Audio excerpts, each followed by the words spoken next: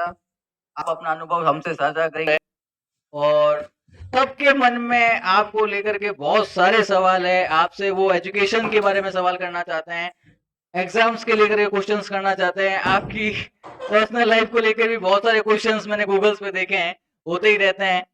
तो ये सब फैक्ट साथ साथ चलते रहेंगे। लेकिन आज जो मेन प्रोग्राम है राजवीर जी का यहाँ पे, वो मोटिवेशनल सेमिनार है, जिसमें राजवीर जी अपने अनुभव के आधार पर आप सबको गाइडेंस करने वाले हैं। कैसे आप किसी एग्जाम को लेकर के क्या मेंटलिटी रहती आपकी रहनी चाहिए, कैसे जो आपको ओवर प्रेशराइज चीजें जो होती है ड्यूरिंग द एग्जाम, वो सब चीजों के बारे में अपनी बातचीत रखने वाले हैं। तो मैं सबसे पहले अनुरोध करूंगा कर्णपाल सिंह जी का कि वो बुके देकर के राजवीर जी का स्वागत करें।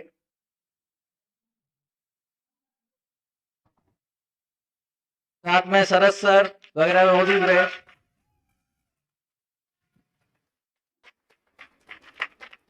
जोरदार तालियां। एक स्टूडेंट के लिए सबसे बड़ा कोई व्यक्ति है उसके जीवन में अगर होता है तो उसका टीचर होता है। राजवीर जी 2006 के अंदर किशोर सर के स्टूडेंट रहे हैं। तो मैं किशोर सर से रिक्वेस्ट करूंगा कि वो राजवीर जी को साफा पहना के उनको आशीर्वाद दे। ये आशीर्वाद के रूप में, ये आशीर्वाद के रूप में आप तो पहनाओगे, लेकिन आशीर्वाद के रूप में ये जरूर है। तो सुरेंद्र जी से अनुरोध रहेगा, सुरेंद्र जी, अरुण जी, सर आप साथ में रहें। तालियां वैसे रहनी चाहिए। अब राजवीर जी के अनुरोध पे मैं राजवीर जी से अनुरोध करूंगा कि वो किशोर सर को साफा पहना करके उनका आभार व्यक्त करें।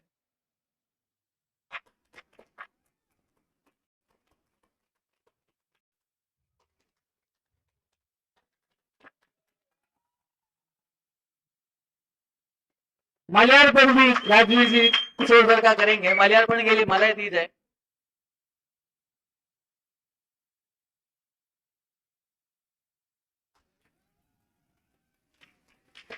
सुरेंद्र जी से अनुरोध है कि वो किशोर सर का माल्यार्पण करके स्वागत करें।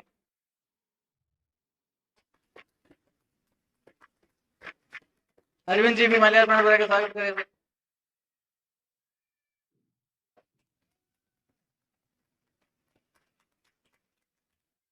सर जी आप भी माल्यार्पण करके स्वागत करें सर का।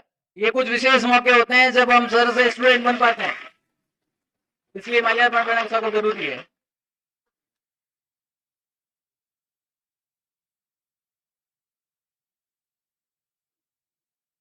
इस प्रोग्राम को आगे बढ़ाते हुए मैं अरविंद जी से रिक्वेस्ट करूंगा कि सुरेंद्र सिंह जी शेखावत साहब को वो साफा पहना करके उनका स्वागत करें। ये वो माहौल है जब छोटा भाई बड़े भाई का आदर सत्कार करता है सब जनों के बीच में। शरद जी आप भी ज्वाइन करें। शरद सर से रिक्वेस्ट रहेगी कि वो बुके के सर का स्वागत करें, सुरेंद्र जी शेखावत साहब का।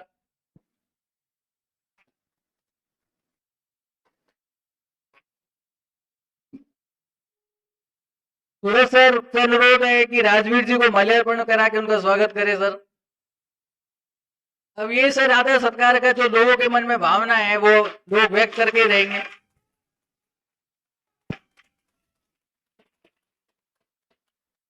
सिलसिलेवार संस्था के जितने भी अध्यापक है वो सभी आपका सर स्वागत के अंदर आपको माल्यार्पण करना चाहते हैं। ये बिना किसी फॉर्मेलिटी के सब आपसे बहुत लगाव रखते हैं।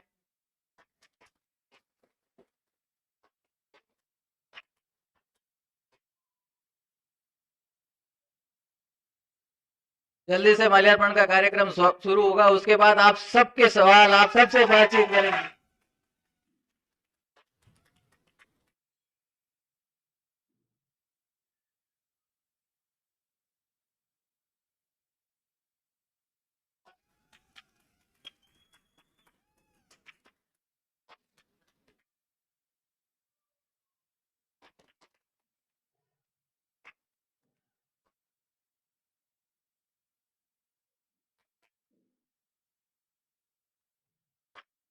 भानसा से अनुरोध है भानु प्रताप जी से कि वो भी आए और माल्यार्पण कर उनका स्वागत करें।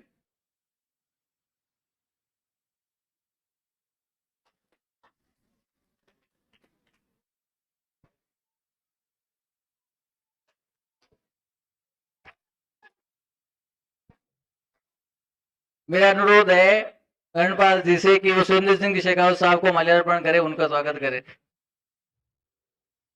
हालांकि ये अपने आप में मेरे लिए दुस्साहस ही है कि मैं किशोर सर के सामने एंकरिंग कर रहा हूँ।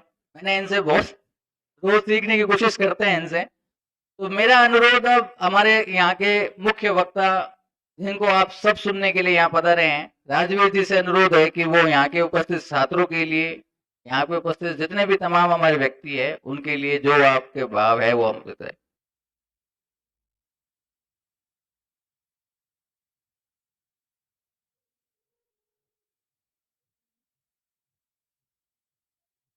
आवाज सही आ रही है आपको? ऊपर ऊपर खड़ा हूं। मुझे लगता है मेरी लंबाई ठीक। आपका फोटो सही नहीं आता होगा ऐसे। इंस्टाग्राम पे 30 सेकंड वाली रील्स बनानी है आपको। ऊपर कर दो।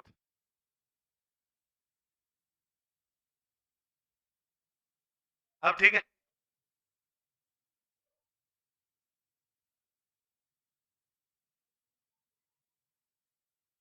पहला पता होता आप इतनी मालाएं बनाओगे, मैं पहले ही आ जाता यार। कभी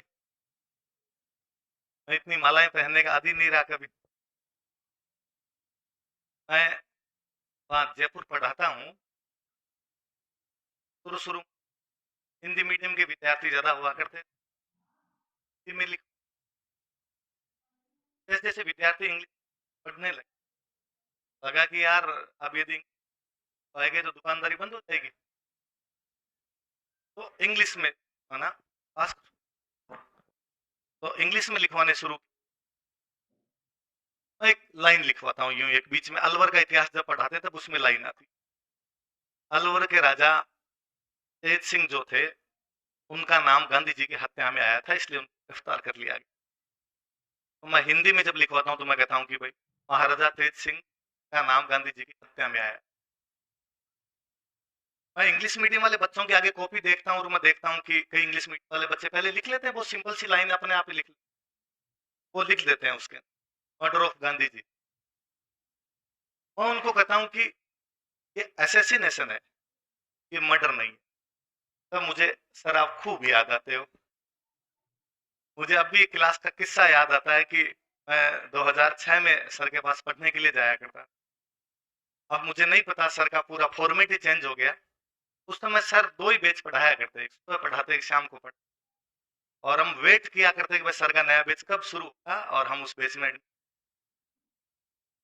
मैंने सर को एकमात्र सर ही देखा था जो क्लास में घुसने से पहले बाहर उतरवा दिया करते थे, बाहर खोल के आओ, ये सरस्वती का मंदिर है। तो सर क्लास में समझाते कि खुद के एग्जाम्पल देते तब समझा। मैं बाहर पढ़ रहा था और मैंने पढ़ा कि 1991 में राजीव गांधी का मर्डर हो गया और अखबार में लिखा था असैसिनेट।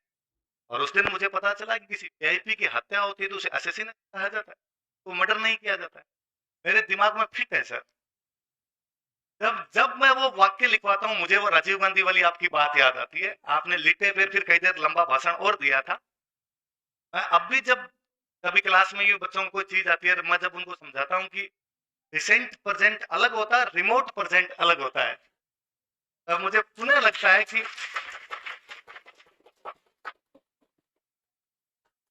दुनिया की किसी किताब के अंदर ये चीज नहीं लिखी हुई है, ये सर वाले उस क्लास के अंदर ही अपन ने ग्रहण की। मैं सर 2012 से पढ़ा रहा हूँ। ये तो भला हो कोरोना का कि आप मुझे जानने लग गए, बाकी मैं ये सेम काम 2012 से कर रहा था। 2012 से सुबह 7 से 7 तक सांगा कुंबाई करता हूं मैं सारे दिन। मेरी क्लास में बैठने वाले 400 बच्चे, और वैसी वैसी 10 क्लासों में जाके मैं सर पढ़ाता, और सब बच्चे मेरी तारीफ ही करते और सब कहते सर बहुत अच्छा पढ़ाते हो। लेकिन बाहर कोई जानता ही नहीं था आपको। लेकिन जब कोरोना आया तो शुरू शुरू में हमें बड़ा अजीब लगा और हमें कहा गया कि ऑनलाइन पढ़ाओ। यार ऑनलाइन कैसे पढ़ाएंगे, क्लास सामने बैठी नहीं और कैमरे के सामने जाके खुद ही हंसो और ये मन में सोचो कि सामने वाला भी हंसता होगा, ये तो बड़ा अजीब रहेगा यार।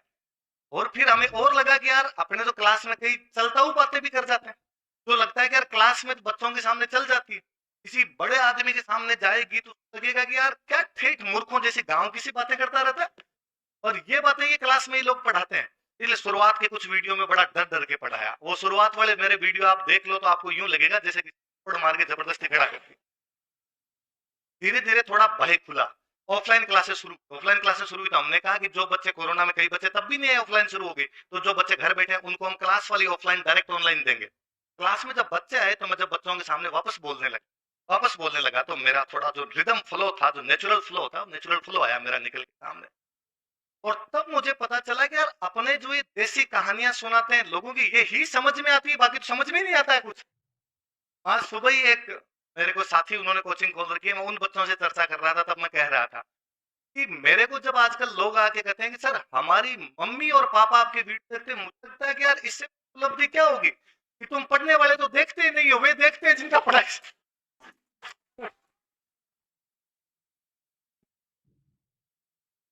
जिनका पढ़ाई से लेना देना ही नहीं है कोई, वो वीडियो देख रहे हैं। मुझे मेरे साथ में मैम पढ़ाते हैं तो सीनियर है काफी, तो वो दीदी मेरे को एक दिन बोले कि मेरी मम्मी कौन या हमारे परिवार को ये लगता है कि आपको तो चौथ की कहानी भी आती है, और महिलाएं जब चौथ का व्रत करती है तो आपसे कहानी सुन के खोल सकती है व्रत। क्योंकि आजकल लोगों को चौथ की कहानी नहीं आ रही है। तो मेरे से मैं क्लास में उदाहरण भी देता और देता। एक किसी यूं आपकी तरह बच्चों से कहीं चर्चा करने के लिए गया हुआ था, वहां मैं सर के बारे में बोला और मैंने कहा कि मैं अक्सर क्लासों में बोलता रहता था कि यार मैंने जो सीखा, कि अक्सर लोग मुझे यूं कहते हैं कि सर आप अच्छा बोल लेते हो, अच्छा नरेट करते हो, आप स्टोरी टेलिंग अच्छी करते हो। तो मैं हमेशा बच्चों को क्लास में कहता ही था कि मैंने ये सर से सीखा है, किशोर सर का मेरे पे खूब प्रभाव है, भयंकर प्रभाव है। एक किसी वीडियो के अंदर बोला, सर को किसी ने वीडियो भेज दिया, सर का मेरे पास शाम को फोन आया। मेरी यो सर उस दिन वाकई मेरी 1 मिनट तक बोलने की हिम्मत नहीं थी कि मैं बोलूं कैसे, कि सर से कैसे बातचीत की जाए। इससे पहले भी जब मैं कभी क्लासों में पढ़ाता और मुझे कोई बाहर निकल के, कई बार कोई बच्चा कहता सर किशोर जी कन्फर्टेड हो गए, हाँ तुझे कैसे पता चला, बात रिपीट करो सेम री सेम।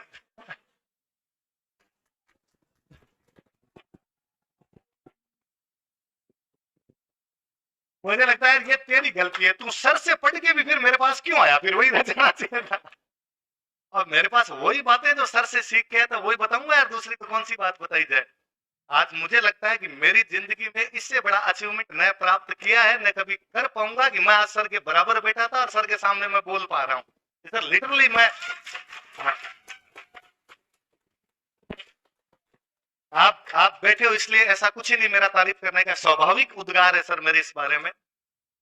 बाकी आप पढ़ने वाले हो, मैं यहाँ से जब चला भी गया था 2008 के बाद में बीकानेर से लेना देना कम ही रहा, वरना पहले मैं यहीं पढ़ा हुआ हूँ। मेरी 11th-12th आरएसयू से भी, ग्रेजुएशन यहाँ डूंगर। भाई साहब हमारे से सीनियर थे, तो भाई साहब यूं नेता वाली छवि थी शुरू से ही। तो हमें कई बार लगता है कि जब कॉलेज आते अपने से हाथ मिला लेंगे तो अपने आज गंगा जी नहा लेंगे अपने। हाथ मिलाने वाले लोग भी ज्यादा ही हुआ करते थे उन दिनों में भी, तब सेल्फी वाला क्रेज होता नहीं था, तब तक फोन नहीं आए थे। फिर मैं यहाँ से चला गया तो इतना रहा नहीं, कॉन्टेक्ट कोई रहा नहीं था। मेरे एक सिस्टर यहीं पे रहते हैं, तो उनके बच्चे जब कोचिंग वोचिंग करने लगे तो मैंने शरद जी के, अरविंद जी के, हाँ, कि भाई ऐसे कोई लोग हैं पढ़ाते। फिर मुझे पता चला कि यार अपने लगभग उसी टाइम के अंदर ये दूसरे कॉलेज के अंदर पढ़ रहे थे, दूसरे कॉलेज में था, और मेरे के साथ वाले इनके साथ में और पढ़ रहे थे। फिर धीरे धीरे यूं जानकारी 2010-8 में वहां चला गया, 2012 से तो पढ़ाना ही शुरू कर दिया था। पिछले कुछ सालों से ये पढ़ाने वाला काम चल ही रहा था, और मुझे लगता है मैं चीजों को रूट लेवल से समझा देता हूँ किसी, इसलिए लोगों को थोड़ी समझ आने लग गई और इसलिए लोग थोड़े जानने लग गए। यूट्यूब ने आजकल आप लोगों को इतना वो कर रखा है, जंजाल के अंदर बांध रखा है। आज सुबह वाली इस कोचिंग में कह रहा था कि कई बार जब मुझे कोई स्टूडेंट आके कहता है कि सर हम सारे दिन आपकी वीडियो देखते हैं, मुझे लगता है तुम देखते नहीं हो, आ रहा है, तुमने मेरा एक आधा वीडियो देखा था। ये आर्टिफिशियल इंटेलिजेंस है कि यू को लगता है कि ये इसको पसंद करता है, इसलिए सारे दिन मेरे दिखाएंगे, तुम अब कहा के भी दूसरे नहीं देख पाओगे, तुम्हें अब देखने ही पड़ेंगे, क्योंकि टाइमलाइन में तुम्हारे 10 में से 8 वीडियो को है, बचकर जाओगे कहाँ। अब तुम्हें कुछ ना कुछ सुनना ही पड़ेगा, उसमें मैंने यदि बकवास भी कर रखी तो सुनना पड़ेगा। मैं अक्सर क्लासों में कहता रहता हूँ कि इसके कभी किसी से बात भी करो, आपका मोबाइल साइड में भी पड़ा है तो मोबाइल डाटा ऑफ रखा करो, मोबाइल आपकी बातें सुनता है।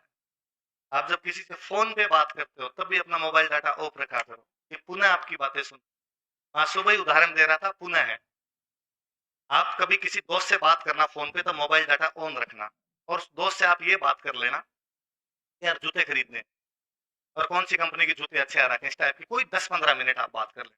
आप यकीन मानिए अगले 4 दिन तक एडिडास, रिबॉक और पूमा तीनों आपको मैसेज दिखाएंगे। हो सकता है एडिडास वाली लड़की आपको फोन करे और फोन करके 40% ऑफ हम दे रहे हैं, हमारे पास में आना। ये मोबाइल इतनी तक आपकी बात सुन। एक उदाहरण तो वो मुझे लगता है बड़ा शानदार सा उदाहरण है। मैं किसी ऑनलाइन क्लास में हिस्ट्री की क्लास ले रहा था। मैं समझा रहा था कि इस प्रकार भारत का जो धन है वो भारत से बाहर अंग्रेज लेके, मैं ये नॉर्मल उनको समझा रहा था कि जैसे मैं इस कोचिंग में पढ़ाता हूँ, मैं इस कोचिंग में पढ़ाता हूँ तो मुझे 50,000 रुपए सैलरी मिली, तो मैं इस 50,000 का क्या करूंगा, तो मैं इसमें से 22,000 रुपए हमारे मकान मालिक को किराया देता हूँ। मेरे जो मकान मालिक मेरे से 22,000 रुपए किराया लेते हैं वो 10,000 रुपए अपने बच्चे की, वो स्कूल वाले सर 10,000 में से 8,000 रुपए का पेट्रोल भरवाते हैं। वो जो पेट्रोल पंप वाले भैया है वो उन 8,000 में से 5,000 का राशन का सामान खरीद, तो जो सामान खरीदने वाले हैं वो जिनसे सामान खरीदा है वो 3,000 रुपए की सब्जियां लाते हैं। वो जो सब्जी वाले भैया वो 3,000 में से 2,000 जो धोबी है उनसे कपड़े धुलवा, वो जो 2,000 वाले हैं वो उनमें से 1,000 रुपए जो है वो अपने कोई पाउडर क्रीम पर लगाते हैं। कुल मिला के वो जो रुपए जो मेरे को 50,000 मिले थे हमारी इकोनॉमी में घूम रहे हैं। इसलिए इकोनॉमी का मूलभूत सिद्धांत है खर्चा। जितनी खर्चा करोगे उतनी इकोनॉमी। आप बैठे बैठे सोच रहे होंगे कि हो तो सही, कर तो हम दें, पर नहीं हो तब भी किए जाने चाहिए, तब भी बढ़ेगा, भगवान देता है। आपके पास रुपए होते हैं और आप खर्चा करते हो तो भगवान को लगता है इसके खर्चे कम पड़ रहे हैं इसलिए तनख्वाह बढ़ा देता है, और आपकी तनख्वाह ज्यादा होती है आप खर्चा नहीं करते तो भगवान को लगता है इसके पास तो पहले से ही पड़े हैं तो क्यों बढ़ाई जाए इसकी। फिर मैंने उनको सेकंड एग्जांपल दिया कि मेरे अंकल भारत से बाहर रहते, अरब कंट्री में रहते, हमारे गांव के खूब सारे लोग अरब कंट्री में जाते हैं उधर, भाई साहब ज्यादा जानते हैं। तो अरब कंट्री में मेरे काकोसा रहते हैं, उनको वहां पे 50,000 रुपए सैलरी, और वो क्या कोशिश करते हैं, वो वहां के 50,000 रुपए मिलते हैं पर वो क्या कोशिश करते हैं कि अपना खर्चा तो 5,000 ही करना है, 45,000 अपने इंडिया भेजना, अपने गांव भेजना ताकि बीवी बच्चे आराम से रह।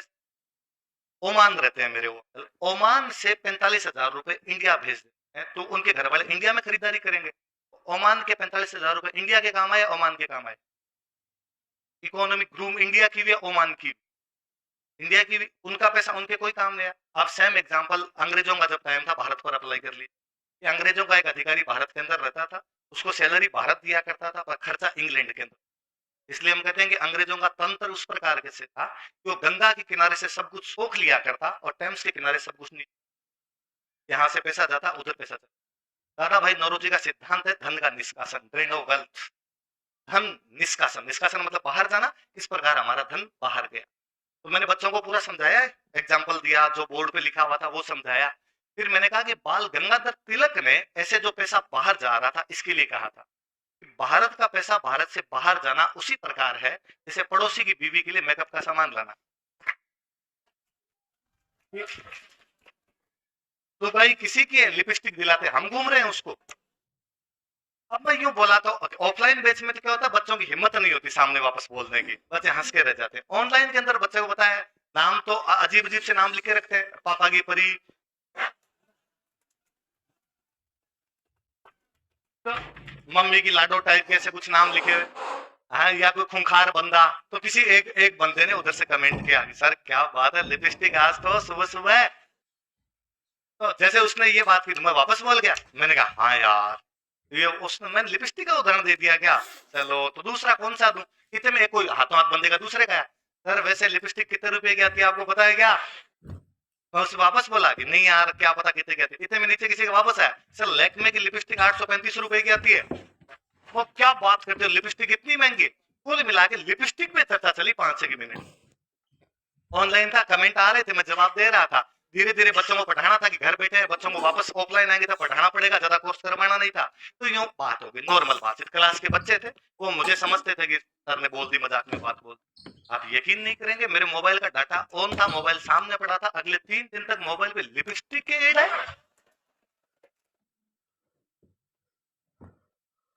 मैं मैं यदि उनको फोन कर सकता तो मैं कहता उनको कि मैं सर्वथा अयोग्य पात्र हूं जिसको आप ये मैसेज कर रहे हैं, ना मैं लगा सकता हूं ना दे सकता हूं, इसलिए प्लीज बंद कीजिए इसको। इसलिए आप भी जब पढ़ें तब मोबाइल साइड में रखें। आपकी स्वतंत्रता, आपकी सीखने कि इस तमाम क्षमताएं ये मोबाइल खा गया है। ये खूब सारी चीजें देता होगा, इसके बिना भी जीवन नहीं है। ऑनलाइन स्टडी ने जीवन को इतना सरल किया जिसकी हद नहीं। पर फिर भी जब आप अपनी सेल्फ स्टडी करें तब इसको साइड में रखें। अक्सर सर की एक बात का बहुत अच्छा एग्जांपल देता हूँ, पता नहीं सर आप क्लास में एग्जांपल देते हैं कि नहीं देते हैं। हमारे टाइम में सर खूब दिया करते थे, मैंने वो अप्लाई किया, मैं उसमें सफल रहा। हालांकि मैं तो हिस्ट्री जैसा बहुत सिंपल सा सब्जेक्ट पढ़ाता हूँ, सर तो इंग्लिश जैसा सब्जेक्ट पढ़ाते हैं जिसमें अपने को पहले इंग्लिश वो सब्जेक्ट जिसमें अपने पहले मान के चलते हैं कि नहीं आएगा। तो नेगेटिव से पॉजिटिव में लाना बहुत बड़ी बात होती है अपने आप के अंदर। तो सर हम जाते सर तो सर के पास क्लास में कुछ डाउट आया खड़े होके पूछ लिया, हाथ खड़ा किया कि सर ये इसके बाद ये क्यों लगाया, इसके बाद ये क्यों आया। सर ने कहा बैठ जा, चल पूछ ले, परसों पूछना, 2 दिन का टाइम दिया।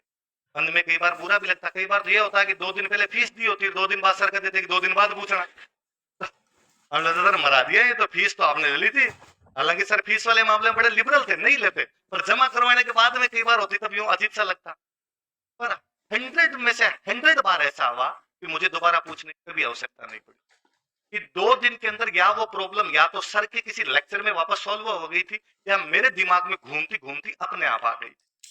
सर को याद नहीं रहा होगा सर इतने किस्से सुनाते हो क्लास में। तो सर ने एक दिन उसका कारण बताया, मेरे सर ने कहा कि तुम खड़े होते हो और मैं नहीं बताता, तुम मुंह छोटा सा करके बैठ जाते हो, का रीजन है। मैं ये चाहता हूं कि जो चीज अभी तुम्हें समझ में नहीं आई, ये कम से कम शाम तक तो तुम्हारे दिमाग में घुले, शाम तक तो तुम्हारे दिमाग में चले, ये बार बार क्लिक हो कि ये क्या हुआ, क्यों नहीं आया, इज क्यों लगा यहाँ पे, आर क्यों नहीं लगा था, या डू क्यों लगा, डज क्यों नहीं लगा था। और यदि खुद इस प्रोसेस के अंदर जाओगे ना तो चीजें अपने आप आ जाएगी। तो सर मारवाड़ी में कहते हैं कि ज्ञान ही उपजनो चाहिए, हृदय से उत्पन्न ज्ञान होगा तो चीजें हमेशा याद रहेगी। पर वो थिंकिंग प्रोसेस, वो जो थॉट प्रोसेस, वो जो लगातार दिमाग में ना, वो तब होगा जब दिमाग खाली है। हमने दिमाग को खाली रखना ही बंद कर दिया। हमारा दिमाग अन्य कई प्रकार की चीजों में हुआ है।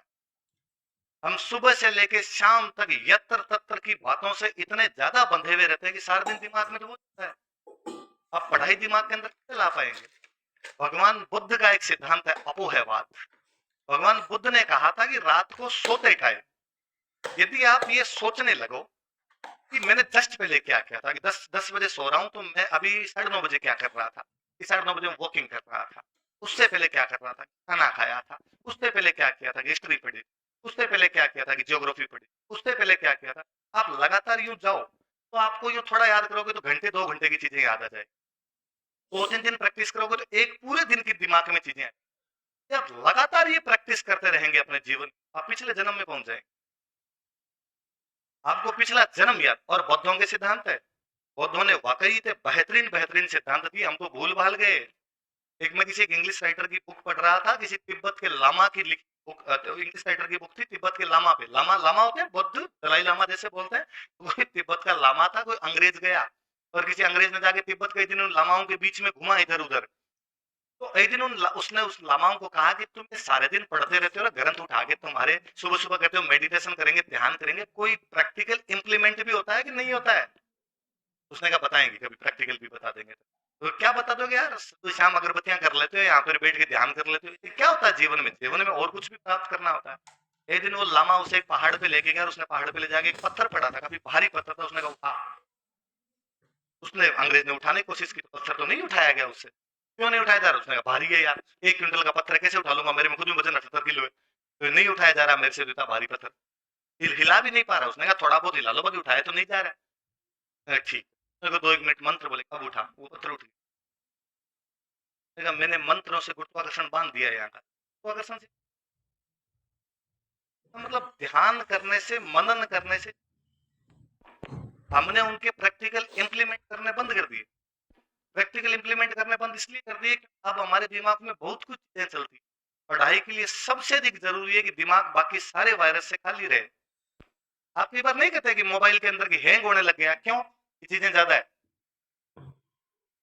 स्पेस फुल हो गया है ना। मैं फोटो डिलीट कर दूं, मैं इसमें ये कोई वीडियो डिलीट कर दूं, मैं इसकी मूवी डिलीट कर दूं तो चलने लग जाएगा। दिमाग भी तो होता ही होगा। खाली रखा जा सके खाली रखा। एक और जो मैंने पिछले कई सालों में, मैं जब पढ़ता था, मैं स्टूडेंट लाइफ से इधर आया तो मैं ज्यादा चीजें जानता हूँ इस बारे में। मैंने एक और नोटिस किया, स्टूडेंट एक बड़ी गलती करता है। आप सुबह की शुरुआत जब भी करते हैं कितने बजे से करते हैं, वटेवर आप 6 बजे उठते हैं, आप 7 बजे उठते हैं, 8 बजे उठते हैं, मैं कतई नहीं कहूंगा कि आप सुबह सुबह उठ जाया करें, जल्दी उठ जाया करें। आपका बायोलॉजिकल क्लॉक जैसे आपको मन नहीं करे वैसे कर लिया जाए। हो सकता है आप बूढ़ा केस हो, रात को सोते ही नहीं हो, कुछ रात ही पढ़ते हो, सुबह उठ के सोते हो आप, जैसा आपका क्लॉक है वैसे। पर यदि मान लो मैं एक सामान्य व्यक्ति की कह लेता हूँ कि कोई बंदा 10-11 बजे सो जाता है तो 6 बजे उठ जाए। आप एक कोशिश करके देखना अगले कई दिनों तक। आप सुबह 6 बजे उठे, उठते ही पानी मारे आंखों पे, अगले 1 घंटे तक बिना किसी से बोले, बिना किसी से कोई बातचीत के, बिना मोबाइल देखे, बिना कोई दूसरा काम, पढ़ लेना 1 घंटे। और ऐसा काम 6-7 दिन कर, आप देखेंगे कि उस 1 घंटे में क्योंकि दिमाग खाली है। हम सबसे बुरा ये करते हैं कि सुबह उठते ही या तो अपने रूममेट के साथ में इधर-उधर की बातें करते हैं, या मोबाइल छेड़ लेते हैं सुबह उठते, और इससे भी बुरा काम करते हैं कि हम अखबार पढ़ लेते हैं। अखबार स्टूडेंट लाइफ में सुबह नहीं पढ़नी। अपने पापा जी की उम्र वाले लोग आज भी यदि सुबह सुबह कोई अखबार पढ़ने बैठ जाए तो कह देते हैं अरे तू कलेक्टर है क्या? सुबह सुबह अखबार लेके बैठ गए। का मतलब है अखबार सुबह सुबह वो पढ़े जो एकदम खाली है। अखबार शाम को पढ़ा जाए जब आप सोने वाले हो, क्योंकि यदि सुबह सुबह अखबार पढ़ लिया तो उसमें जितनी चीजें हैं अखबार में वो पूरे दिन दिमाग में घूमेगी। उसके अंदर बाद में आएगा कि केजरीवाल ने कहा कि मोदी देते हैं, अमित शाह ने कहा कि नहीं केजरीवाल दानव है। क्या आपको लगता है कभी ये सवाल पूछा जा सकता है कि अमित शाह ने केजरीवाल को क्या कहा था, दैत्य दानव राक्षस और असुर? ये तो नहीं पूछा जाएगा ना कभी भी सवाल। और वो दिमाग में पूरे दिन घूमे। इसलिए सुबह सुबह दिमाग खाली रखा जाए, 1 घंटे तक तो अपने साथ वाले से बातचीत नहीं, केवल और केवल पढ़ाई की जाए, इसके अलावा और कुछ एक काम और किया जाए। रात को सोते टाइम ये भगवान बुद्ध वाला अपने को न तो गुरुत्वाकर्षण बांधने ना अपने को पिछले जन्म में जाना है। आप तो इतना कर लिया करें कि आप 10 बजे सो रहे हैं, हो सके तो सोने से 1 घंटे पहले तो मोबाइल छोड़ ही दिया जाए। 1 घंटे पर भाई 10 बजे सोना तो 9 बजे बाद मोबाइल के हाथ नहीं लगाऊंगा, 9 बजे सोना तो 8 बजे बाद मोबाइल। वो जो 1 घंटा अपने को हाथ हाथ पड़ते ही नींद आती नहीं, ज्यादातर के साथ समस्या है, करवटें बदलते सारी रात हम टाइफाइड पील लेते। तो आप 10 बजे सोते हैं तो अपने को 11 बजे नींद आती है, 10:30 नींद आती है, 11:45 नींद आती है। उस आधे पौने घंटे का जो टाइम है, वो सब्जेक्ट अभी पढ़ा था उसका पढ़ाई वो कतई नहीं है जो किताब खोल के की, सही वो है जो किताब बंद करने के बाद होती है। किताबें खोल के तो हर कोई पढ़ ही रहा है। सर इंग्लिश पढ़ाते तब कहते, मैं जब वहां गया तो हमारे स्प्रिंग बोर्ड के ऑनर है दिलीप सर, वो हमेशा हिस्ट्री पढ़ाते हुए कहते कि यदि नोट्स बंद करने के बाद, किताब बंद करने के बाद आपके दिमाग में वो मैटर चल रहा है कि भाई सोते जागते उठते बैठते प्रोसेस में इंग्लिश आ जानी चाहिए, तो फिर थोड़े दिनों के अंदर आपके विचार इंग्लिश में आने लग जाएंगे। विचार जिस भाषा के अंदर आते हैं वो भाषा आपको इजी। अभी भी अपने को विचार कौन सी भाषा में थे? मारवाड़ी में। इसलिए बहुत इजी है। अपने को मारवाड़ी बोलते समय अजीब थोड़ा लगता है, जबकि हिंदी भी बोलते समय अपने हिचकिचाते हैं। वो 4 ढंग की हिंदी बोलने वाले तो अपने लगता है अपने ना बोलना पड़े तो ठीक है, क्योंकि अपने से कुछ ना कुछ इधर उधर वाला निकले बिना रहेगा नहीं। अपने से आधे से बोले जाएंगे नहीं है। मैं अभी तक सोचता हूँ कोई ढंग का हिंदी बोलने वाला हो तो मैं यूं बोलने से पहले मैं क्लास में भी कोशिश करता हूँ कि जहां जहां आधे से आते हैं वहां वहां ध्यान से बोलूं, आधे अक्षर जहां भी आते हैं, क्योंकि मैं बीकानेर का हूं, मैं बोलूंगा विकल्प, संकल्प, आत्महत्या, पर्यापत, आत्मघाती, क्योंकि होता है आत्मघाती, आत्महत्या, विकल्प, संकल्प। मैं गंगानगर साइड में पढ़ा इसलिए मैं आज ही बोलता हूँ स्प्लेंडर, स्कॉर्पियो, सकूल, क्योंकि ये भाषा के अंदर है, क्योंकि इसमें थॉट प्रोसेस नहीं है। मेरा थॉट प्रोसेस अभी भी मारवाड़ी के अंदर है। तो आपका एनवायरमेंट जो है वो जिस प्रकार का होगा, कोई भी सब्जेक्ट कोई भी चीज तभी समझ में आ पाएगी, वरना वो सब्जेक्ट या कोई चीज समझ। अक्सर लोग और कहते हैं कि सर आपने पढ़ाया तो हमारी हिस्ट्री समझ में आ गई। ऐसा नहीं है। यहाँ का कोई भी सब्जेक्ट तब समझ में आ जाएगा जब आप उसको अपने हिसाब से नरेट करना शुरू कर। मैंने शायद हिस्ट्री को मेरे वे में ले जाके नरेट करना शुरू कर, बच्चों को डायरेक्टली वो हिट कर गया, इसलिए उनको इतनी चीजें समझ में आने लगी। सबको नहीं आती, खूब सारे लोगों को अभी मेरे से पढ़ने के बाद भी नहीं है, लेकिन बहुत सारे लोगों को आने लग गई, क्योंकि मेरा और उनके नरेट करने का जो तरीका था वो एक जैसा। आप छोटी क्लासों को याद कीजिए, आपको वे तमाम सब्जेक्ट अच्छे लगे हैं जिनके सर अच्छे लगे, जिन सर की शक्लें अच्छी लगी, जिन सर का व्यवहार अच्छा लगा, वो सब्जेक्ट भी अच्छा लगा, भले वो सब्जेक्ट कितना ही खराब था। और जिन सर की शक्लें अच्छी नहीं लगी या जिनका व्यवहार अच्छा नहीं लगा, जो अपने वो खोड़ने लगे, वो सब्जेक्ट भी नहीं आया, भले ही उन सर ने कितना ही अच्छा पढ़ा दिया। सर बुरा नहीं मानेंगे, गणित और अंग्रेजी वाले मास्टर कभी अच्छे नहीं लगे। उल्टा अपने ये सोचते थे कि ये बीमार क्यों नहीं होते,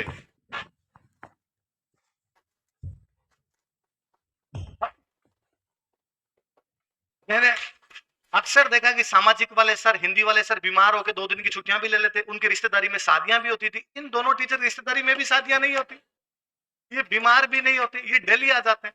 अपने को कभी उतना है। और इनमें भी छठी, सातवीं, आठवीं, नवीं, 10वीं, उनमें किसी एक क्लास में इंग्लिश के सर अच्छे आगे, मैथ्स के सर अच्छे आगे, वो क्लासें बहुत, वो सब्जेक्ट भी बहुत। इसका मतलब था कि हमारी और उनकी फ्रीक्वेंसी मैच कर गई। अब वो लेवल है नहीं, अब आप एक दूसरे लेवल पर आ जाते हैं, दूसरे लेवल पर आ जाते हैं, तो अब आप अपने हिसाब को उस फ्रीक्वेंसी लेके जाइए, अपने हिसाब से चीजों को रेट करना सीखिए। जब आप ये करने लग जाएंगे तब सारे सब्जेक्ट भी याद होंगे, सब करने लग जाएंगे। कंपटीशन बेहद टफ वाला कंपटीशन, हर तरफ देखोगे तो चारों तरफ यूं आपको मिलेगा। इसमें तभी सफलता है जब निरंतरता है। खूब सारे बच्चों को देखते हैं, 5 दिन तक पढ़े, बहुत भयंकर ढंग से पढ़े, 5 दिन बाद में खुद नहीं कहा अब 2 दिन का रेस्ट करूं, अपने को चाहिए फुल इज्जत। अब क्यों 5 दिन पढ़ लिया, मिर्जापुर अपना है पूरा का पूरा। हाँ, अब मैं कहता हूँ भले रेगुलर 3 घंटे ही पढ़ लिया, पर 7 के 7 दिन। हमारे एक वहाँ 2013 में टॉपर रहे, देवयानी में टॉपर थे, वो 2013 में उनकी तीसरी रैंक थी। एक दिन वो किसी क्लास के अंदर मोटिवेट करने के लिए गए, तो एक बच्चे ने पूछा कि मैम कभी कभी आप डिप्रेस नहीं होते थे, आपको नहीं लगता कि पढ़ाई नहीं हो रही है, छोड़ दूं? हाँ होती थी, और ऐसा लगता था। तो मैम आप क्या करते थे? बच्चों को लगा मेरी प्रॉब्लम और मैम की प्रॉब्लम सेम है। तो मैम आप क्या करते थे? मैम ने कहा वही, मैं घंटे भर तक किताबें बंद कर दिया करती थी, बाद में उठा लेती। उसने अच्छा घंटे भर ही करते थे क्यों? भाई तो 10 दिन तक फील ले लेता है पूरा इस बात का। तो और लगता है कि यार जो लोग सेलेक्ट होते हैं उनकी एक अलग लेवल की पॉजिटिवनेस होती है, वो लोग एक अलग लेवल पे जाके सोचते हैं। इसलिए ये भी ध्यान रखा जाए। और एक ये तो हमेशा ही रखिए, नेगेटिव चीजों से जितने दूर रह सकते हैं उतने दूर। ओरलापंती जितनी छोड़ेंगे उतनी चीजें याद होगी। जितना हर चीज में आप जितने सेलेक्ट लोग हैं उनकी को भी देखना, वो बुरी से बुरी चीज पॉजिटिव ने। हमारे एक सीनियर 2008 में 8वीं रैंक आई थी, महेंद्र प्रताप सिंह। मैं उनका कई बार एग्जांपल देता रहता हूँ। उन भैया से, सीनियर थे तो हम भैया ही कहते, उन भैया से हम कभी पूछते, यू नॉर्मल भी पूछते कि भैया कौन सा रेस्टोरेंट अच्छा है, कहाँ पे खाना खा लो, तो वो किसी रेस्टोरेंट का नाम बताओ, अरे वो वाला, अरे जोरदार है भैया वहां पे से, अरे कि तुम वहां की दाल खा के देखना, मजा आ जाएगा, क्या दाल मिलती। आप वहां गए, आपको लगा यार इतनी अच्छी भी, इतनी भैया तारीफ कर रहे थे। फिर भैया को इसमें क्या लगा, वापस पूछा भैया इतनी अच्छी इतनी, भैया ने कहा अरे कैसे नहीं थी, उसमें ये था ये था ये था। मुझे और लगता है कि यार ये लोग हर चीज में पॉजिटिव ही देखते हैं, अपने खोड़ लें। इसलिए अपने को इसमें भी कहीं ना कहीं नेगेटिविटी लगी थी, अपने लगा मिर्चें तो कम है इसके अंदर, अपने को नहीं आया था। बाकी पॉजिटिव आदमी तो हर जगह पॉजिटिव देखता ही है, और वो लोग जिंदगी में सफल भी होते हैं। वो आपको नेगेटिव लोग, इस प्रकार के खोड़लापंथी करने वाले लोग इतने सफल कभी भी नहीं मिलेंगे आपको। तो चीजों को, आसपास के एनवायरनमेंट को बहुत शुद्ध रखा जाए। मैं आज पिछली कोचिंग में बता रहा था, मैं पुनः आपको बता, कोशिश कीजिए कि दिन के 3 घंटे 2 घंटे ये ऐसे होंगे जब हम कुछ ही नहीं बोलेंगे, केवल पढ़ेंगे, बोलेंगे नहीं किसी, मौन व्रत करेंगे। इससे अच्छा और कुछ ही हमसे होना ही बंद हो गया। हम पढ़ते भी हैं तो आधे घंटे सीधे पढ़ रहे हैं, आधे घंटे बाद टांगे ऊपर अपने ऐसे, है ना। उसके बाद एक पसवाड़ा लेके इधर बैठेंगे, खड़े हो जाएंगे, कोई फिर अपने लेवल पे जाके बात करेगा। क्यों? एक्चुअली मैं जब तक खड़े खड़े पढ़ाई नहीं करता हूँ ना, एक्चुअली तब तक मेरे से पढ़ाई नहीं होती। एक्चुअली मेरा प्रोसेस तब, अरे यार बैठने से होती है पढ़ाई। ये तूने अपने दिमाग के अंदर ही बिठा लिया इस प्रकार की चीजें कि ऐसा करने से कुछ होगा, कि हमसे 2 घंटे तक एक जगह बैठा भी नहीं रह पा रहा है। आप वो बैठ जाएंगे 2-3 घंटे तक कर लेंगे। हमारे सर, वहां हम एक एग्जाम्पल देते हैं। सर के कोई एक दोस्त, और ऐसे कहते हैं कि भाई 4 दिन तक मेरा मौन व्रत है, तो रूम के बाहर पर्ची लगी कि 4 दिन तक मैं किसी से बातचीत। आसपास के दोस्तों को पता होती है 4 दिन अगले का मौन व्रत है, तो अपने क्यों बोले जाके। अपने जैसा कोई एक आता होता है, उसको लगता है कि यार मौन व्रत है तो है, आधे घंटे के मनोरंजन क्या लगता है, पूरे दिन थोड़ी पड़ता है कोई। आप गए, आपने रूम नॉक किया तो बंदे ने रूम खोला, रूम खोलते कहा कि मेरा मौन व्रत है। आपने कहा हाँ यार, पर किसको पता चल रहा है, और कोई थोड़ी, अकेले तो आधे घंटे गप्पे मारते हैं, चला जाऊंगा चाय पीते हैं, तो रूम बंद कर दिया, बस बस। आप होते तो आप शायद ये भी कर सकते थे कि नहीं यार दोस्त चला के आया था, थोड़ा टाइम तो इसको देना ही चाहिए। आप ये भी कह सकते थे कि एक दोस्त आ गया, इसको तो बात कर ही लूं, मैं बातचीत नहीं। उन्होंने नहीं, उनकी आरएस में 5th रैंक थी, आईएएस में 5th रैंक। भारत के सबसे ईमानदार जिला कलेक्टर में एक ईमानदार आईएएस में बलभद्र सिंह। आप जब ईमानदार होते हो अपनी पढ़ाई के प्रति, सब चीजों, रिजल्ट। हमने ये मौन व्रत और ये सब रखने ही बंद। हालांकि जब मैं लोगों को कहता हूँ कि मौन व्रत रखना चाहिए, तब लोग मेरे को बड़ी टेंटेड नजरों से देखते हैं, तू सुबह से शाम तक मुंह फाड़ता रहता है। तो अपने तो भाई रोजी रोटी इसी से चल रही है, वरना करेंगे क्या? पर आपकी तो स्टूडेंट लाइफ है, आप तो कम से कम चुप रह सकते हैं। वैसे भी भगवान ने कान दिए दो, मुंह दिया एक, मतलब बोलना कम है, सुनना ज्यादा है। जबकि हम बोलना ज्यादा चाहते हैं, सुनना तो हम बाप की नहीं चाहते किसी। दादा कोई हमें क्या सुना देगा, हम सुना दें किसी को 4 डायलॉग। और जब आप सुनेंगे, खूब सारी चीजें आने लग जाएगी, उस दिन दुनिया आपकी सुन, फिर आपको सुनाने की आवश्यकता ही नहीं है। फिर आप कुछ भी बोलेंगे, लोग उसको रियलाइज करेंगे, लोग उसको करेंगे, लोग आपको सुनना पसंद। सर हम बैठे हुए हैं, आपको हमेशा मोटिवेशन देते रहते हैं। मेरे पास और कोई वैसे बातें ज्यादा है नहीं, और होता भी नहीं है। भगवान बुद्ध जब मरने वाले थे तो उनके प्रिय शिष्य आनंद ने उनसे पूछा था कि भगवान बुद्ध जब आप चले जाओगे तो हमें कोचिंग में पढ़ाएगा कौन, आगे बातें बताएगा कौन, ये नोट्स याद करवाएगा कौन? भगवान बुद्ध ने कहा कि हे आनंद, आप दीप अपना प्रकाश खुद, जब तक अंदर से प्रकाश नहीं आएगा, सर वाली बात, जब तक ये में नहीं उपजेगी, तब तक चीजों का असर नहीं।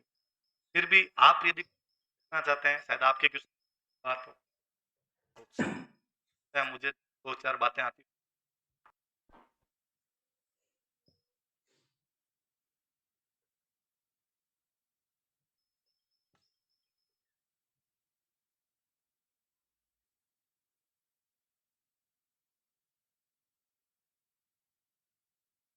हाँ, मैं समझ गया। इनका कहना है कि भाई ये तो फ्रेशर तैयारी करता है, और फ्रेशर तैयारी करता है तब उसको लगता है यार मैंने तो अभी तैयारी शुरू। एक उसके अंदर एक भैया है जो बर्फानी बाबा हो चुके हैं, है ना, 4-5 साल से उसी के अंदर लगे हुए हैं, तो उसको लगता है यार इस भूमिये के सामने तो अपनी पार कैसे ही पड़ेगी, है ना।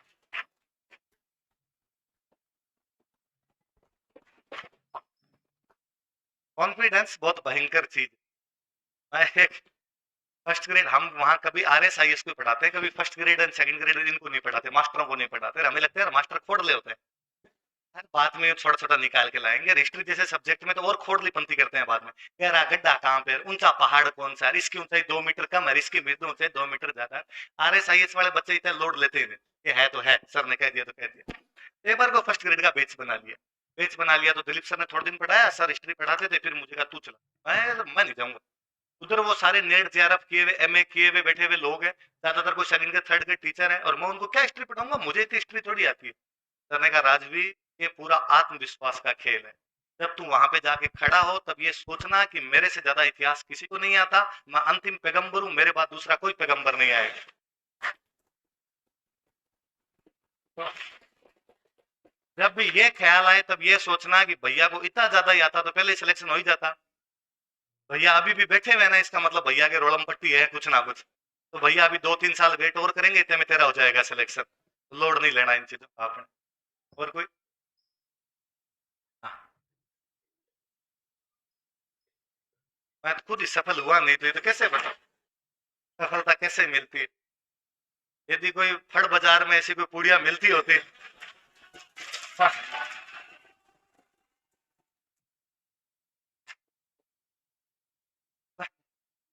मैं ला देता आपको। आप ईमानदारी बरत सकते हैं अपने से, इसके अलावा कुछ भी नहीं। आप ईमानदार रहिए, जो चीज आप कर रहे हैं उसके साथ ईमानदार बने रहिए। पढ़ाई कर रहे हैं, और मैं हमेशा कहता हूँ कि पढ़ते समय पढ़ने का मजा लिया जाए। जो मजा सफर में है वो मंजिल में नहीं है। जब आप पढ़ रहे हैं तब इन चीजों को छोड़ना बंद कीजिए कि लगेंगे कि नहीं लगेंगे, सिलेक्शन होगा कि नहीं होगा, फेल हो गए तो। सर एक एक मैं सर का एग्जांपल और याद आता है, मैं अक्सर क्लास में भी, सर हमेशा क्लास में कहा करते थे कि हम कोई कहते थे सर अंग्रेजी नहीं आई तो बड़ा डर रहता है, मैं बोलना नहीं सीखा तो सर कहते तू पैदल आता है घर से, हाँ तो हेलमेट लगा के क्यों नहीं आता, एक्सीडेंट हो जाए तो। ऐसे तो कैसे हो जाए, मेरे को कॉन्फिडेंस है कि पैदल में तो नहीं होने दूंगा बस। तो ये वाला ईमानदार, तेरे ईमानदारी है, तुझे लगता है मैं रोड के साइड साइड चलूंगा, एकदम सही चलूंगा तो मेरा एक्सीडेंट ही नहीं हो। फिर भी जो हो जाएगा वो बाद में देखा जाएगा। पर इस डर से घर से बाहर निकलना बंद कर दूं, या इस डर से हेलमेट लगा लगा के जाऊं, ये तो बहुत गलत सी बात हो जाएगी। तो अपने तो पढ़ा जाए, और मुझे लगता है कि दुनिया में सबसे सुकून भरा काम पढ़ना है।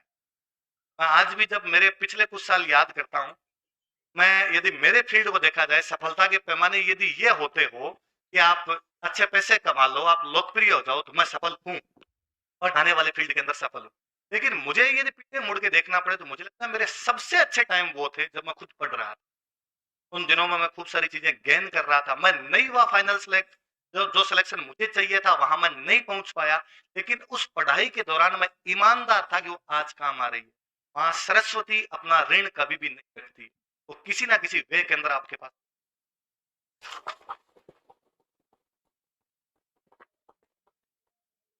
सर हमारे साथ 2010 में वहां हमारे साथ कोचिंग करने के लिए बंदे हैं, ऑलरेडी ग्राम सेवक लगे हुए सर। साथ वालों ने किसी ने कहा इंटेलिजेंट तो मैथ सब्जेक्ट रहा है तुम्हारा, तुम आरएस की तैयारी क्यों नहीं करते? उन्होंने आरएस का प्री पास किया 2012 में, मेंस में फेल हो गए, मतलब इंटरव्यू कॉल। उस साल थर्ड ग्रेड का एग्जाम दिया उन्होंने, मास्टर का उसमें पास हो गए।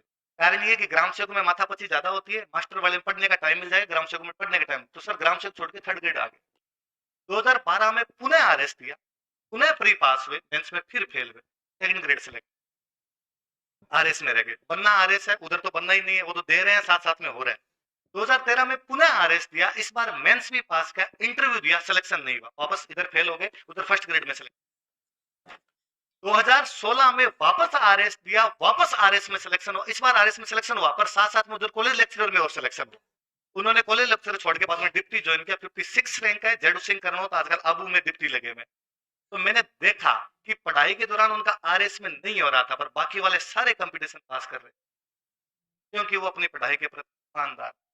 मुझे अब भी याद आता है कि बीबीसी सर भी खूब कहा करते थे, मैं वहां कोचिंग में भी खूब बताया गया कि यार बीबीसी के समाचार सुना करो, उससे आपकी टंग ठीक होती है, बोलने की शैली सुधरती है आपकी। तो बीबीसी के दो कार्यक्रम आते हैं, एक सुबह सुबह आता है नमस्कार भारत, एक शाम को आता है दिन भर। तो उनको बीबीसी के समाचार याद होते 1 घंटे के, और वो डेली शाम को आके हमें कहते कि आज बीबीसी था, आज बीबीसी था, आज बीबीसी। सर अभी उन्होंने थोड़े दिन पहले अबू साइड से लड़कियां गुजरात में बिकने के लिए जाती है, तो पूरा गिरोह काम करता, उस गिरोह को पकड़ा था, तो उनको सम्मानित किया तो उनको बीबीसी वालों ने फोन किया कि हम आपका इंटरव्यू लेना चाहते हैं। वो भाव विभोर थे कि मैं जिस बीबीसी को सुनता था वो बीबीसी मेरा इंटरव्यू लेना चाहती है। ये इसलिए संभव है कि उनके काम में ईमानदारी थी। इसलिए आप तो सुबह उठ के ये सोच लिया कीजिए कि आज दिन में जो कुछ करना है, आपका काम पढ़ाई करना है, तो आप उसके प्रति ईमानदार रहिए। कई बार लोग कहते रहते हैं कि पढ़ाई डिस्टर्ब क्यों हुई, किसी दोस्त का काम करवाने के लिए चले गए, कोई काम आ गया, तो अपने लगता है उसका काम था, वो काम करवाने चला गया, इसलिए आप काम छोड़ दीजिए। कुछ साल काम मत करिए ये लोगों के, 2-3 साल यदि लोगों काम नहीं करेंगे, लोगों को तात्कालिक रूप से बुरा लग सकता है, तो लोगों को लग सकता है तू कलेक्टर है क्या, जो हमने बुलाया था नहीं है। तो 2 साल बाद में समझ जाएंगे, जब आप सेलेक्ट होंगे, नाराजगी तमाम दूर। मेरे एक दोस्त 2010 में हमने भी पास किया साथ साथ, तो उन्होंने अपनी सिम चेंज कर दी। मेरे सब किस्सा कभी आपने यूट्यूब सुना होगा, उन्होंने सिम चेंज की, और सिम चेंज करके अपने पापा को फोन किया, और पापा को फोन करके कहा कि पापा वो मैंने पुरानी सिम बदल दी है, नई सिम ले ली है, क्योंकि पुरानी सिम पे इधर उधर दोस्तों के फोन वोन ज्यादा आने लग गए थे, तो पढ़ाई थोड़ी डिस्टर्ब हो रही थी, नई सिम ले ली, और ये नंबर मैं आपको दे रहा हूँ, आपको कोई काम हो तो मुझे फोन कर ले। पापा ने कहा ये रिपीट करना लास्ट वाला लाइन, कि आपको कोई काम हो तो मुझे फोन कर लेना। पापा ने कहा कि इस दुनिया में सारे लोग मर जाएंगे, तू अकेला रहेगा ना, तो भी तेरे से काम नहीं पड़ेगा इस जिंदगी में। पापा रिटायर्ड फौजी, उन्होंने कहा मैंने 50 साल की जिंदगी धूड़ खाई है, तो तेरे से काम पड़ेगा जाके, काम तेरे को पड़ेगा 1 तारीख को पैसे लेने के लिए, तू किसी नंबर से फोन कर देना, मैं कर लूंगा। इसलिए तू गलत फहमियां दूर रखा करके हमें तेरे से कोई काम पड़ेगा, पढ़ाई भी ध्यान दे। तो मैं कई बच्चों को जब कहता हूँ फोन बंद कर दो, तो बच्चे कहते सर घर वालों को काम हो गया, तो अच्छा अपने इतने बड़े हैं कि घर वालों को अपने से काम होगा, मतलब पापा ने अपनी जिंदगी में इतने मिनट नहीं कमाए कि उनके खुद के काम हो जाए। आप यदि बंद भी कर देंगे, आप यदि ईमानदार रहेंगे, पढ़ेंगे, तो सारी चीजें आप ही हो जाएगी। कई लोगों को वैसे लगता है यूं कि क्या पढ़ना चाहिए, मुझे लगता है आजकल ये सवाल तो खत्म ही हो गया, मैं तो इसका जवाब ही नहीं देता हूँ आजकल, कि अब इतने साधन आ गए। पहले किसी टाइम में हुआ करता था कि अपने पास साधन ही नहीं थे, तो क्या पढ़े पूछना पड़ता, सर के पास जाते, और किसी सर के पास जाते, सर क्या पढ़े, सर कहते ये पढ़ ले। अब आप सबको पता ही है क्या पढ़ना है, इतना कर लीजिए तो पढ़ते हैं, तो बहुत ढंग से। आज मैं सुबह एक वो लॉ की कोचिंग थी जिसमें हम बोल रहे थे, वहाँ रामपुरिया कॉलेज के प्रिंसिपल सर आए हुए थे, उन सर ने एक बहुत अच्छी बात बोली। सर कह रहे थे कि यार कई बार बच्चा मेरे पास आता है, मेरे को कहता है कि सर ये मैं संविधान कौन सी किताब से पढ़ूं, मैं उसको कह देता हूँ कि यार नोट्स पढ़ ले, या ये फलानी किताब आती लक्ष्मीकांत की बुक। फिर वो किसी दूसरे सर के पास जाके पूछता है कि सर संविधान कौन सी किताब, सर कहते हैं सुभाष कश्यप पढ़। वो किसी तीसरे सर के पास जाता है, उनको सर किताब कौन सी, सर कहते हैं डीडी। पढ़ता है एक भी नहीं। मैं कहता हूँ खाली नोट्स पढ़ लीजिए या कोई एक किताब पढ़ लीजिए, बेड़ा पार। मुझे एक सिंगल आदमी ला के दिखा दीजिए जो ये कह दे कि उसको सारे नोट्स याद हो गए। ऐसे हो, आप किसी भी एग्जाम की तैयारी कर रहे हो, आपको सारे नोट्स याद हो जाते हैं? लोगों को 70% भी याद हो जाते।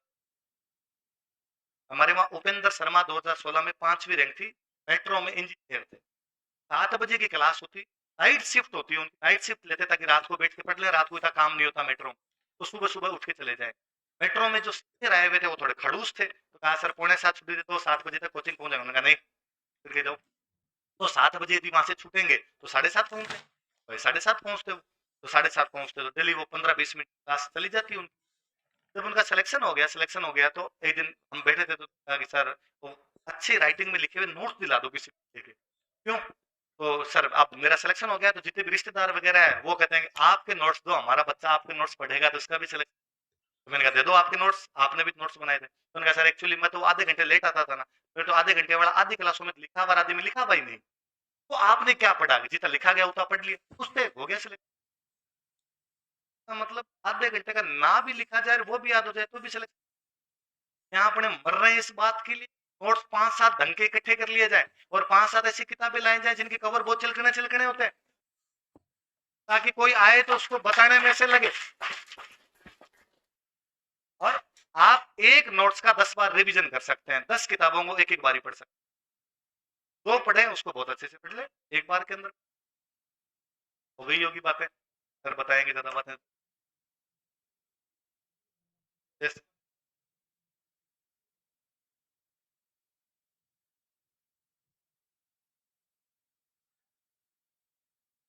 अच्छा देख, सुनो देखो, ये कह रहे हैं कि सर हिस्ट्री में पढ़ तो लेता हूँ पर थोड़े दिन बाद में ऐसे लगता है कि फलाने राजा की ये रानी थी, फिर दूसरे की दूसरी रानी आ जाती है। इतिहास का मतलब राजाओं की जय पराजय या उनके आपसी संपर्कों का लेखा जोखा। हमने हिस्ट्री को इस लिहाज से बहुत अजीब बना दिया कि हमें लगता है इतिहास का मतलब एक राजा की कितनी रानियां थी, रानियों से कितने कितने टाबर हुए, और हम राजा रानियों के नाम याद करते रहते हैं। मैं अक्सर क्लास में बच्चों को कहता हूँ कि इतिहास में पिछले 10 साल के पेपर उठा के देखिए, उनमें युद्धों के क्वेश्चन 10 भी नहीं है। हिस्ट्री लगातार अपने आप को पॉलिटिकल से कल्चरल की तरफ मूव करती जा रही है। प्लीज राजा रानियों के बच्चे के नाम और युद्ध बंद कर दीजिए पढ़ना। जब शुरू सर मैं वेरी फर्स्ट क्लास में पढ़ाने के लिए गया, मैं तैयारी कर रहा था, यू क्लास में सर ने भेज दिया कि तू पढ़ा ले। मैंने जाके पढ़ाया पहली क्लास के अंदर कि लिखो भूताला का युद्ध, जैतर सिंह और इल्तुतमिश के बीच। तो बच्चों ने पूछा मेरे से कि सर भूताला कहाँ है और भूताला का युद्ध कब हुआ था, ये दोनों सवाल मुझे नहीं आते। नहीं तो मुझे ये पता था कि भूताला कहाँ है, नहीं मुझे ये पता था भूताला का युद्ध कब हुआ था। मैंने उस बच्चे से पूछा कहाँ है, तो कोई दूसरे थर्ड ग्रेड मार्ट साहब बैठते, उन्होंने कहा सर नागदा के पास में। नागदा के पास में मतलब उदयपुर में। मैं लिख लो भाई भूताला उदयपुर। सर युद्ध कब हुआ था? यार नहीं पता मेरे को कब हुआ था। एक कोई बच्चा खड़ा, उसने कहा सर 1222 से 1234 की कभी हुआ था। कभी हुआ था मतलब सर गोपीनाथ शर्मा ऐसा लिखते हैं कि एग्जैक्ट सन तो पता नहीं है पर 1222 से 1234 के आसपास में कभी हुआ था इसकी। और जब इतिहासकार ही नहीं पता कर पाए कब हुआ था, अपने क्यों करना है? तो बच्चों का टाबर टाबर होता है उनका। नहीं सर फिर भी आप बताओ, एक तो बताओ क्या होता है। वो 1234 लिखे, क्यों 1234 ही क्यों लिखे? मुझे याद करने में सिंपल रहेगा, 1 2 3 4। बाकी ये मैं यकीन से जानता हूं ये क्वेश्चन कभी नहीं पूछा जाएगा कि भूताला का युद्ध कब हुआ। सवाल ये इंपॉर्टेंट है कि इस युद्ध में दिल्ली का कौन सा सुल्तान हारा था। इससे भी ज्यादा इंपॉर्टेंट ये है कि ये कौन सी किताब में लिखा हुआ है। ये जयसिंह सूरी की हमीर मद मर्दन में लिखा हुआ है। इंपॉर्टेंट ये ज्यादा है कि हमीर मद मर्दन में हमीर कौन है। जब जैतर सिंह और इल्तुतमिश के बीच में युद्ध हो रहा है, युद्ध तो जैतर सिंह और इल्तुतमिश के बीच में, तो हमीर कौन है इसी में? तो तब पता चलता है इसमें हमीर इल्तुतमिश है। तो फिर और समझ में नहीं आता कि इल्तुतमिश हमीर कैसे हो सकता है, इल्तुतमिश तो इल्तुतमिश है। आप और पढ़ेंगे तो पता चलेगा कि यार ये फारसी का अमीर शब्द है। अपने आज भी किसी पैसे वाले को या कोई आदमी रेपुटेड होता पड़ेगा तो ये अमीर आदमी है। इसलिए मुसलमानों में जो एलिट क्लास हुआ करती इसको अमीर कहते हैं। इसलिए बुक लिखने वाला ये लिख रहा है कि दिल्ली के अमीर को हराकर भगा दिया था, अमीर अपने मारवाड़ी में आता था, अमीर हो गए। सवाल ये इंपॉर्टेंट, आप अपनी पूरी एनर्जी इस बात पर खर्च कर देते हैं कि 1224 है, 1225 है या राजसमंद है, उदयपुर है। मुझे सिंगल क्वेश्चन दिखाए जिस प्रकार का था। पहली बात तो ऐसा सवाल आता ही नहीं है, और यदि आता है और आपको नहीं भी आता है, आपकी मेरिट पे कोई फर्क नहीं पड़ता। एक सवाल आया क्वेश्चन कि भारत के प्रधानमंत्री का नाम बताइए। तमाम लोग करके हैं नरेंद्र मोदी। आप क्वेश्चन पढ़ते टाइम थोड़ा गलत पढ़ गए और आपको जल्दबाजी में लगा, इसने पूछा भारत के प्रथम प्रधानमंत्री का नाम बताइए, और आप करके आगे जवाहरलाल नेहरू। ये सवाल आपको बहुत नेगेटिव लेके जाएगा, क्योंकि सारे लोगों का सही था, आपका गलत हो। एक सवाल दूसरा आया, युगांडा के राष्ट्रपति का नाम बताइए। किसी को नहीं आता, आपको भी नहीं, कोई फर्क नहीं। यदि आपको आता भी है तो भी मेरिट में कोई फर्क नहीं। क्या हो जाएगा यदि एक सवाल आपको? मुझे याद है एक बार ये आपका छोटा बड़ा एग्जाम लेने वाली कौन सी RSMMB टाइप का जो होता है, उसने कोई एक एग्जाम पूछा कि जयपुर में इस साल कितनी स्ट्रीट लाइट लगाई गई। कौन याद करके स्ट्रीट लाइट? हालांकि इकोनॉमिक सर्वे के पहले पेज पे लिखा हुआ था, पर याद नहीं। अब बच्चा क्या करता, अगली बार याद करके जाता, जयपुर में कितनी स्ट्रीट लाइट लगी, बीकानेर में कितनी स्ट्रीट लाइट लगी, और जोधपुर में। अगली बार उसका क्वेश्चन था, इस बार पाली से कितने राष्ट्रीय राजमार्ग की सड़कें बिछा दी गई थी। अब मुझे अब भी पता है, 2000 मैं 2010 का मेंस लिख के आया। 2010 में मेंस लिखने के बाद 2012 में जब मैं वापस लिखने गया तो मेरी तैयारी अच्छी हो गई, ठीक था, कॉन्फिडेंस ज्यादा था उस साल। तो तब दो पेपर लगते, एक पेपर होता हिस्ट्री का, एक पेपर होता जीके। तो हमें हमेशा ये लगता है कि यार हिस्ट्री में तो फाड़ के आएंगे, हिस्ट्री में सब कुछ करते हैं, जीके में जितना होगा ठीक है यार, जितने नंबर आ जाएंगे। 2010 में मेरे हिस्ट्री में क्वेश्चन सही हुए थे 47-48 100 में से, तो मुझे लगा इस बार 57 चले जाएंगे, खूब अपने को क्या करना। पर मैं जब पेपर दे रहा था मेरे क्वेश्चन 70 से ऊपर निकल गए। तो मुझे दो डाउट आए मन में, या तो पेपर इतना सिंपल है कि सबको 70-70 आ रहे हैं। अब स्थिति बहुत विकट है। पढ़ने वाले स्टूडेंट को हमेशा माता जी से अरदास करना चाहिए कि पेपर टफ आए। जिस दिन पेपर सिंपल आएगा ना, पढ़ने वाला मर जाएगा, क्योंकि उसमें गधे गधे घोड़े सारे बराबर हो जाते हैं। तो मुझे लगा यार कितना सिंपल है, क्या पता मुझे 70 आ रहे हो, पड़ोसी को 75 आ रहे हो, उसको 80 आ रहे हो, तो मर जाएंगे। आपके अंदर तो आइडिया बैठता है, इसमें तो आइडिया ही नहीं बैठता। या दूसरा ये हो सकता है कि मेरी तैयारी बहुत अच्छी है तो मुझे 70 आ रहे हैं, बाकी लोग 60-60 आ रहे हैं। तो जैसे एग्जाम खत्म हुआ, मैंने जो सबसे पड़ोस में एक भैया बैठे थे उनको पूछा, क्या पेपर कैसा हुआ? वो भैया बाल बाल उड़े हुए,